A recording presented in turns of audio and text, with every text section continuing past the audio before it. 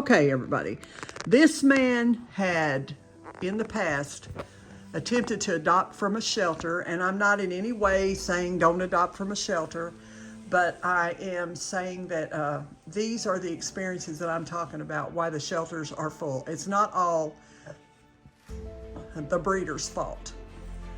So I'm going to let him tell you his story in his own words, at his own length, choice of length. So he can call himself whatever. He doesn't have to tell you a name, but you have the floor. All right. Well, my name is Jay. I attempted to adopt a Great Dane from a rescue shelter in Mississippi. Did you have children that they had to worry about you having children or anything like that with the dog being around? Yes, I did. Okay. And that didn't seem to be an issue It wasn't an issue for with them. children. Okay. And What kind of questions did they ask you initially? they asked, if I had had any dogs in the past, which I've had dogs the entire time I was growing up. And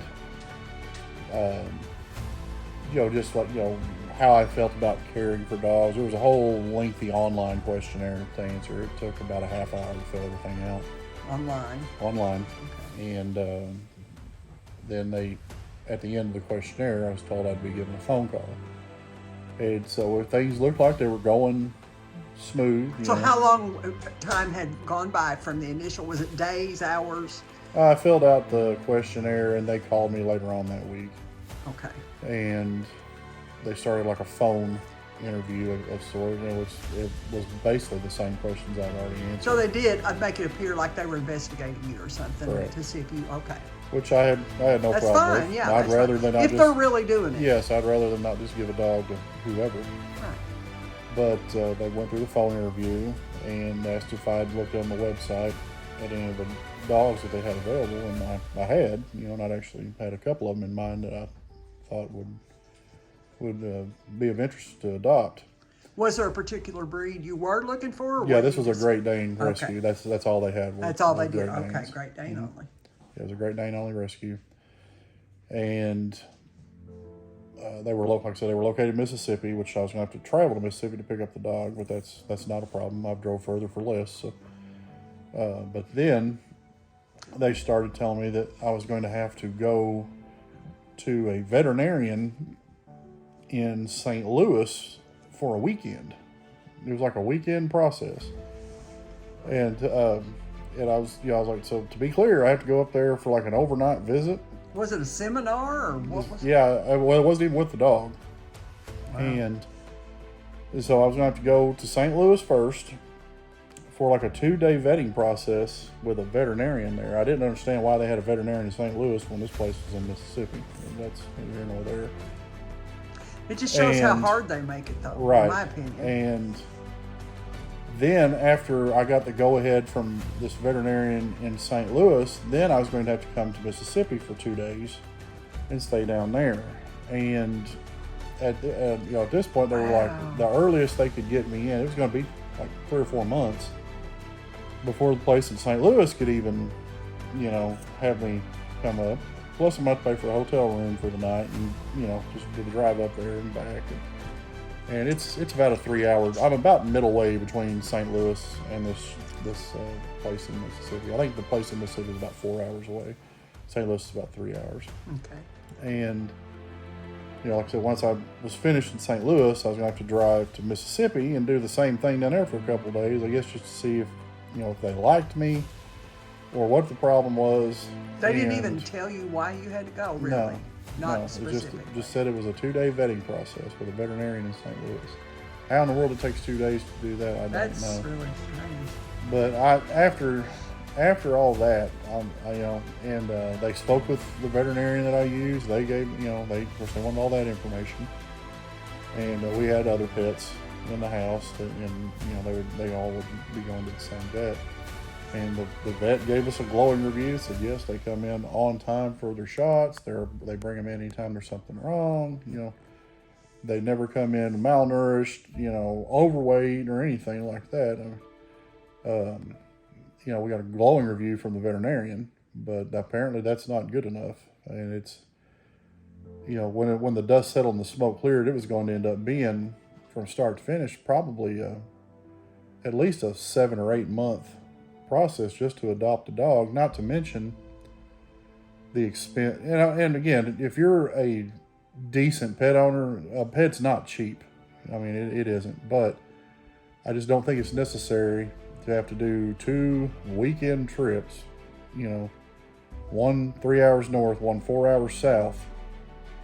And then at the end, you may not even get the dog for whatever reason. They didn't even tell you why you had to do that. No. Is what I'm wondering about too. But interestingly enough, the shelter was being investigated for some kind of illegal practices. I'm not exactly sure what the specifics was, but they're no longer in operation at this time.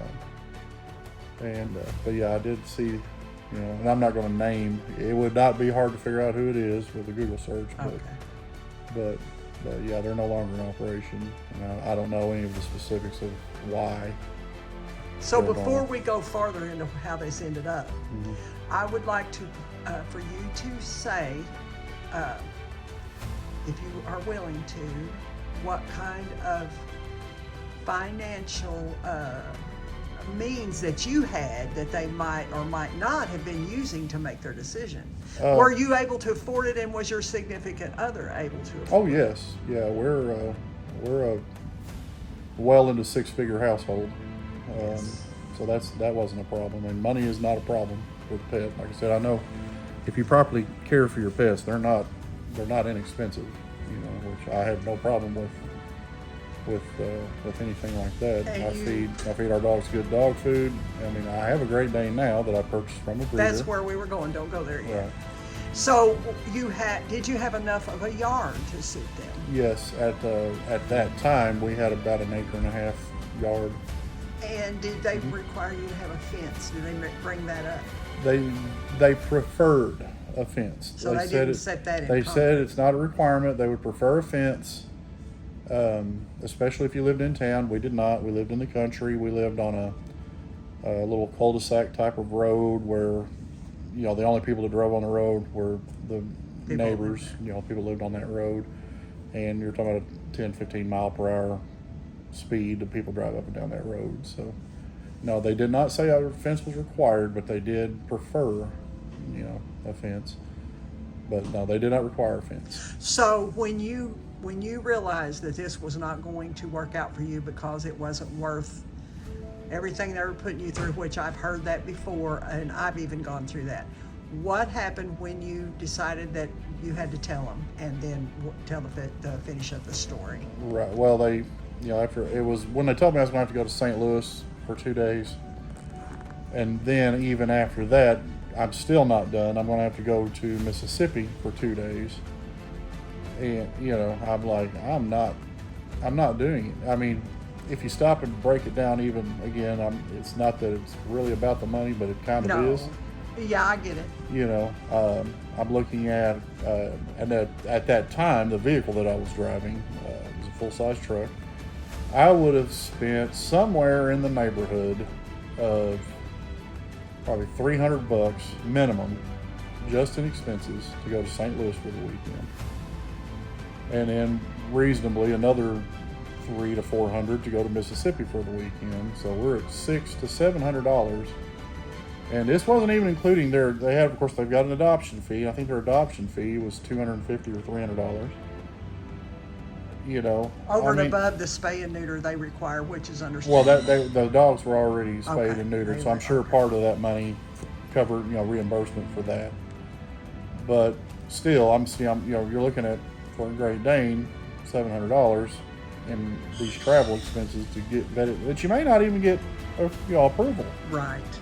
And with the way they were operating at that point, I wasn't willing to pay $700 in the hopes that they're going to approve me. Plus, then you're again another $250, so almost $1,000 to adopt a dog when the dust settles and the smoke clears. And you can purchase a Great Dane from a breeder for way less. Did they ask you if anyone in your family was not a dog person? Was that one of the questions? No, they didn't ask anything like that. They did ask, if I had experience with the pets, and my family has had dogs from the time I was, real, an infant, basically, toddler. Throughout the time I was growing up and even on into, adulthood, I've always been around dogs. Okay, so before you go any farther in the story, I'd like for you to say, because the reason I'm asking this is, number one, if all the family is on board, and then my next question were, if I were running an adoption shelter, I'd be wondering if the pet parents were mentally capable and emotionally capable of dealing with animals that might have problems. And strength-wise, is your body strong enough? Because a Great Dane's a good dog. So what is your significant other's profession? She's a medical professional. Okay, and you? Medical provider specifically. And what was your profession? I am a river captain. There you go. So he's going to be strong. You have to have education for both of those jobs. You're trained in dealing with people, I'm sure, and emotional situations and so on.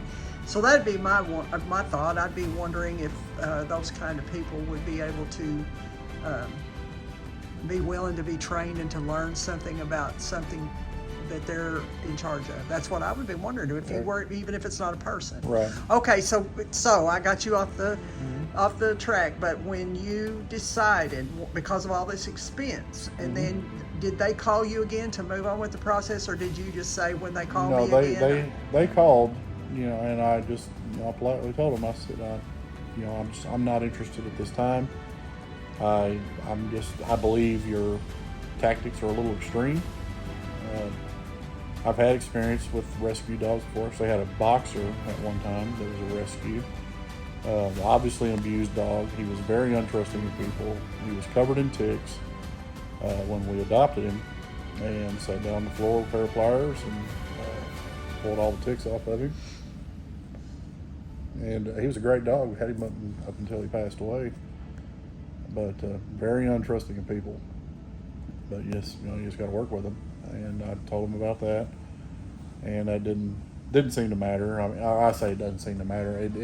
It didn't change their whole procedure of adopting, or allowing people to adopt animals. And it got to be more of a headache than it was going to be worth, and so I opted to go with a breeder. And so when you went to a breeder, did you choose your breeder wisely and make sure you were getting a reputable breeder, not a puppy mill? Yes. This was an individual that I knew, and they had a female that they wanted to breed. They wanted to get one litter of pups out of their female. And so they... that sounds familiar. Yeah. They found somebody with a male that was willing to breed them, and they agreed to do the breed for a pick of the litter. The mother, again, this was a co-worker, my significant other at the time, and that's how we knew them. They weren't running a puppy mill. They had a litter of puppies in their house, and the mother had 17 puppies in that litter. Yeah, 17 Great Dane puppies. And I really wanted a Harlequin Dane. I've always thought they were really pretty. What do they look like? They kind of look like a Dalmatian. They're black and white. This kind of Dalmatians have more of a circular spot, black spots. Harlequin Danes, it's more of a splattered black on a background of white. Oh, I see. And there were two Harlequin Danes, and I preferred a female. They had two female Harlequin Danes in the litter, and the mother accidentally stepped on one of them when it was a puppy and killed it. And so there was only one left, which ended up being the one that I adopted, and I have her to this day. And so you paid for her. Correct. And was she about the same price as you would have paid the rescue shelter? Yes, basically the exact same price. It was $1,100 for the Harlequin. Harlequins do command a little higher price. How many years ago was that? This was 6 years ago. Okay. And so I ended up. It was going to cost me the same amount of money either way. See, I feel like that's a problem because if you're going to adopt an animal, they all need homes, but most of those animals have been neglected or abused, and you're going to have to spend money to correct what they've been through. And Yep. that's fine. If you can't afford it, you don't need to adopt them. But you need to make it where people can spend the money on the animal and helping Correct. the animal, not just hose people for money and then blame all the breeders because the shelters are full. Because the shelters are full a lot of times because of this situation like this. Correct. So that's my point of that. So you've had this dog now. You still have the one you bought. Correct. She's still doing great. Yep. Did you have her spayed when you got her? Yep. I had her spayed and had her. There's a surgery to prevent bloat. Oh, Great so Danes. explain a little bit about that. Bloat. If that's a typical Great Dane Yes, illness, it's a people need to know that. pretty common for Great Danes. They because of their anatomy, and it's the best way to describe it is that their stomach kind of basically will turn into a knot. And there's a pretty simple surgery, and it's best to do it when they're puppies. And a lot of vets will do it when you're spaying them, since they're already under anesthesia anyway, and it's in the same generalized area of the body. And so I had the surgery performed when she was a puppy, and I had her spayed and bloat surgery. And So- she's had no problems. What kind of food do you feed your dog? What do you recommend feeding your dog? I feed Taste of the Wild to my dog. It's not filled with a bunch of filler. It's good food, and she's had no problems with it. And then she has an assortment of treats. I have a subscription to Bark Box, which I highly recommend.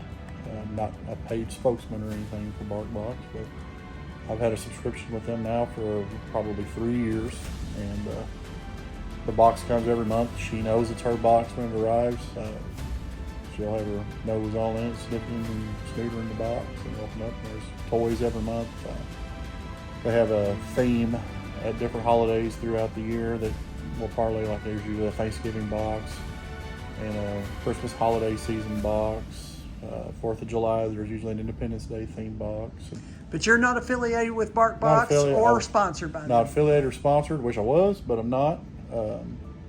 Just a great product, and Yes. she loves the snacks that comes in the box. And Is money and has money ever been an object when it comes to taking care of Harley? no, not at all.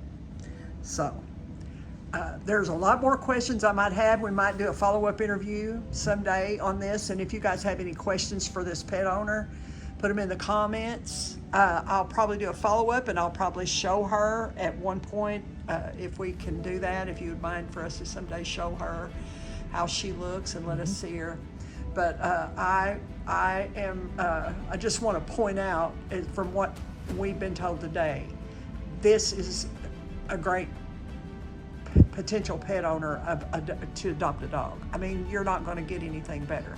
This is one situation out of probably many, many, many that I could find where a dog stayed in a shelter because somebody was doing something wrong, or they had their standards way too high because of their own emotions that were put into the decisions.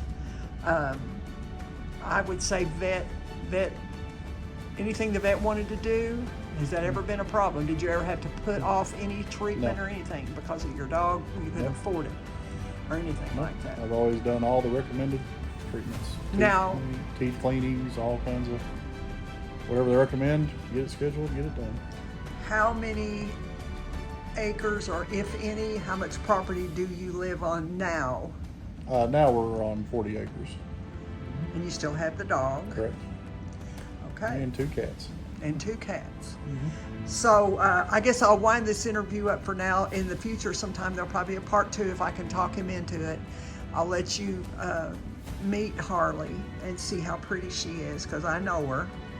And I would really hope, if anyone sees this that feels like buying a dog is a bad decision, just keep an open mind and at least give me the, I don't know what word I'm looking for, just give me the opportunity to show that not everyone that raises a dog to sell puppies from humanely is a bad person. And that not all shelters that want to adopt out dogs are perfect. I'm not trying to bring a bad light on shelters, but this is what people go through more than once. I've seen this. And so I guess this will wind up the interview. I appreciate you talking to us about your experience, and I hope in the future we get to meet Harley on camera. Yeah, definitely. Thank you very much. Bye.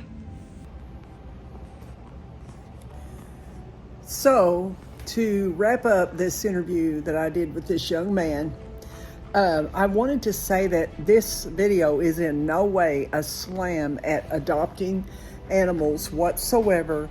It's not a slam at shelters. It's simply to bring awareness that the breeders are getting a bad rep, good breeders, a bad reputation, because people just repeat a story, repeat a phrase because they've heard it before and it sounds good to them, and they really don't know a lot about what they're saying. There are great shelters, there are great people that take in dogs hundreds of times a day, I'm sure, and people that adopt out dogs very, very often. But more often than not, I hear about shelters that will not approve a person because of some ridiculous reason. And I know everybody's not a bad person. All you have to do is do a decent background check on someone, maybe a credit check even. I still think even credit doesn't really play into it. What would play into it was, do not leave your dog. If your neighbors say you're not a good pet owner, don't let them adopt it. You can check with neighbors. You can check with vet offices. You can check with people that work with the person. Maybe, there's ways to check people and to get a true reading of whether or not they are suitable to own a shelter dog. So shelter dogs most likely end up there because somebody thought they were cute when they were puppies, and they quickly realized there's work to owning a dog, so they dumped it at the shelter because they were kind of a good person and didn't feel good about just dumping it anywhere. And there's a lot worse scenarios than that. And I'm not picking on shelters, but I don't want everyone to feel like a person that breeds dogs shouldn't be doing it, because there are people that want a dog that someone else has not just destroyed it. There are people that don't even have the tools to know how to deal with that. So breeders do have a place. And fortunately, this is still America, and we can still decide whether we want to buy a dog or not. We have that right. If we work and we earn money, we have a right to buy our dog, and we have a right to own a business and sell puppies. And we also have a right to be to claim we're reputable and that we're ethical and that we can be trusted with vetting these homes. Not everyone does that, but ethical breeders do that. I don't know what to tell you about the ones that don't, but I don't want to be lumped in with the bad people, because we're not bad people.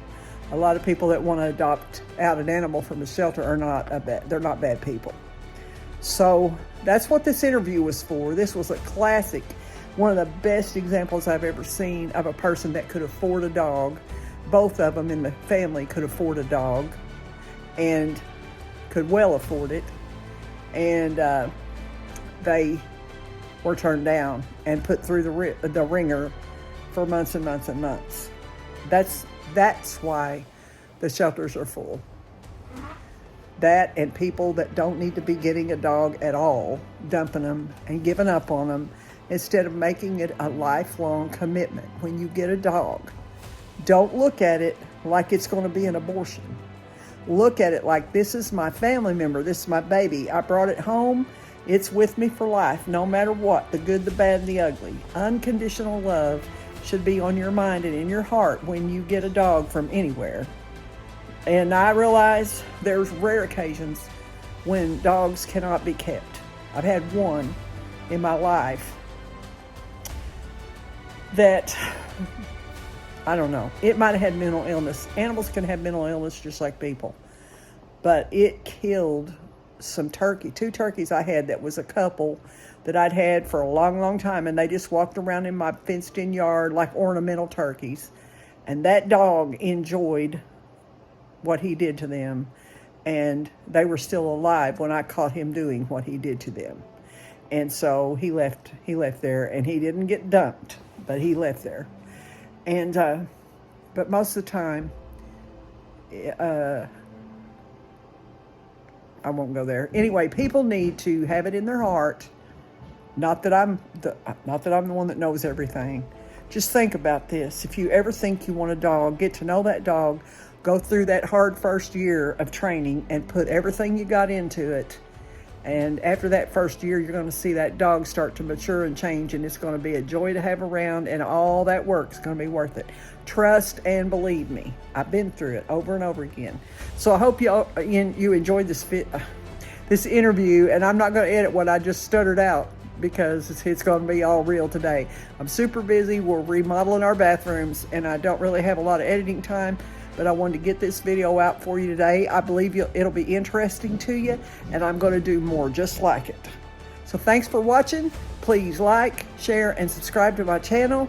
It helps my algorithm, and it just tickles me to death to see new people comment and subscribe and click like. So thanks for watching again. See you soon. Bye.